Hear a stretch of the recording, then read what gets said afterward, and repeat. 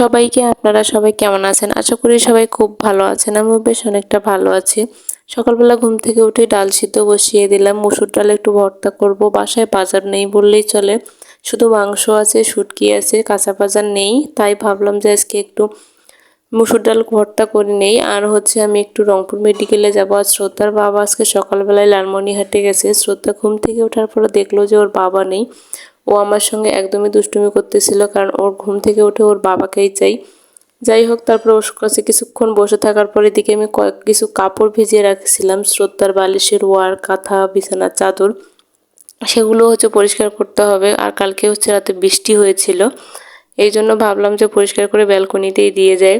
আজকে আপনাদের কাছে একটা কথা শেয়ার করি। আজকে আমি রংপুর মেডিকেল যাব মূলত একজনকে দেখার জন্য। যারা আসছে তাদেরকে আপন বললেও চলে, না বললেও চলে, কিন্তু আসলে আমি যেতে চাইছিলাম না। পরে ভাবলাম যে না, একটা অসুস্থ মানুষ দেখে আসি। না দেখতে গেলে আসলে নিজের কাছেই খারাপ লাগে, তাই হচ্ছে গেলাম। মূলত সে হচ্ছে আমার বোন, বড় বোন বললেই চলে। তাকে হচ্ছে আমার বাবা মা খুবই আপন করে নিয়েছিল, নিজের মেয়ের মতো ভালোবাসা দিয়েছিল। কিন্তু সে হচ্ছে কখনোই আমাদেরকে আপন ভাবে নাই, আর ভালোবাসা দেয়ওনি। হয়তোবা হচ্ছে তার মনে হয়েছে যে আমাদের মতো কেউ ভালোবাসা না দিলেও চলবে। যাই হোক, তার মনের ইচ্ছা, তার হচ্ছে নিজের হচ্ছে বিবেক। এই মানুষটা কখনোই আমাদের সঙ্গে কথাও বলে না। আমার বাবার বাড়ির পাশে ওর বাড়ি, আমরা বাড়িতে যাই তাহলে আমাদের সঙ্গে কথাটুকুও বলে না।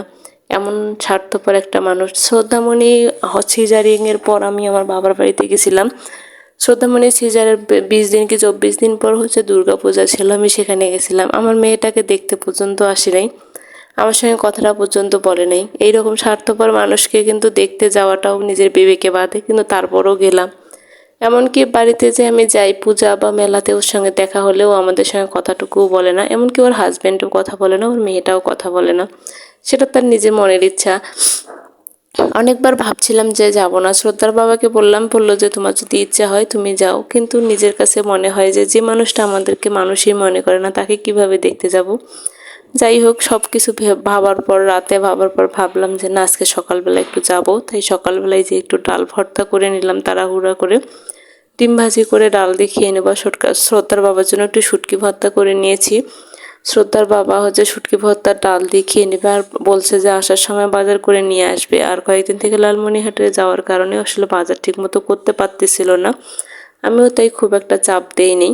তাই আজকে এই যে রান্নাবান্না করার পর হচ্ছে মেডিকেলে গেলাম। ভাবলাম যে মেডিকেল থেকে এসে স্নানটা করে নেব, কারণ মেডিকেল থেকে এসে স্নান না করলে একদমই ভালো লাগে না। কারণ রংপুর মেডিকেল কিন্তু রংপুর না, সব মেডিকেলে অনেকটাই নোংরা।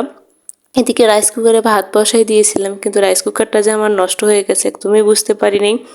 এসে দেখি ভাত হয়নি। তারপরে হচ্ছে কলা চিরা খেয়ে নিলাম, একটা ডিম ভেজে প্রেশার কুকারে ভাত দিলাম, একটা ডিম ভেজে ভাত খেয়ে নিলাম দুপুরবেলা।